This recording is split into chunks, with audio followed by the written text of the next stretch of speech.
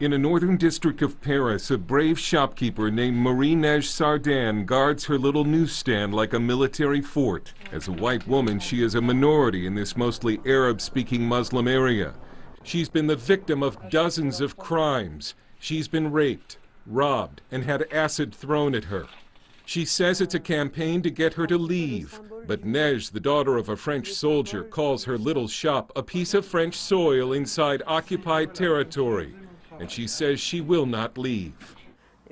I can't bear to tell my future grandchildren that I have done nothing to preserve our French values, so staying here is marking our territory. German Chancellor Angela Merkel now admits that multiculturalism has failed. British Prime Minister David Cameron has said it too. And they were talking specifically about immigrants from the Muslim world. The left's multicultural dream in Europe was to give Islam a special place in society, with no requirement to assimilate.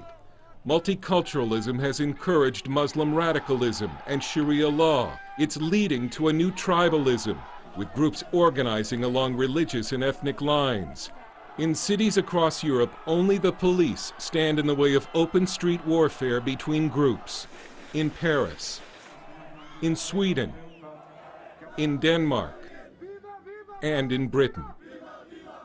France has some 751 no-go zones. The French government labels them sensitive urban zones. But what they are is dangerous to whites and non-Muslims who enter. French intellectual Guy Millier. It means that it's part of the country where the police don't go, the firemen don't go, and even doctors and the ambulance don't go, except if they have no other choice.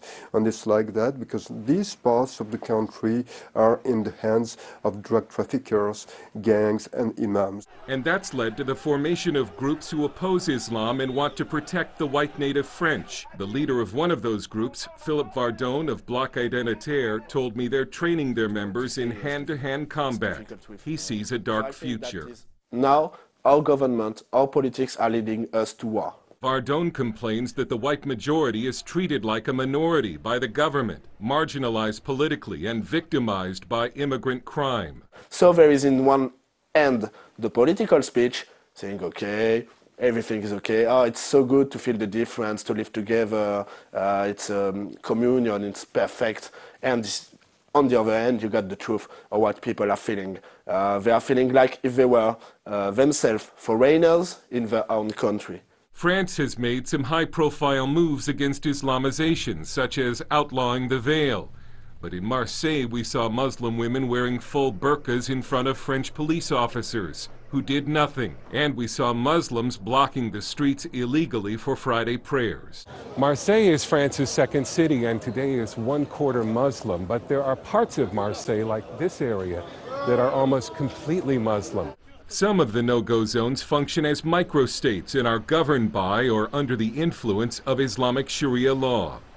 French journalist and author Alexander Delval. And yes, we see our society is splitting and dividing between those who are Muslims, those who are blacks, and those who are white. I asked Delval where he thinks the situation is headed. It's very simple to know it. It's a civil war. It will not be a real civil war like in Spain during Franco, you know, in those years. No, it will be a kind of local civil wars. I think one day it will be so unbearable, this situation, that the state will be obliged to send the army. There are today in Europe many victims of multiculturalism like Marie-Neige Sardin. People without political voices, people afraid to leave their homes. Marie told us she could not just surrender. Do we want our daughters to wear veils in the future? Do we want them to live under Sharia law? Do we want stoning to be practiced? No, it is not possible. I want to be the symbol of no, the symbol of stop. Dale Hurd, CBN News, Paris.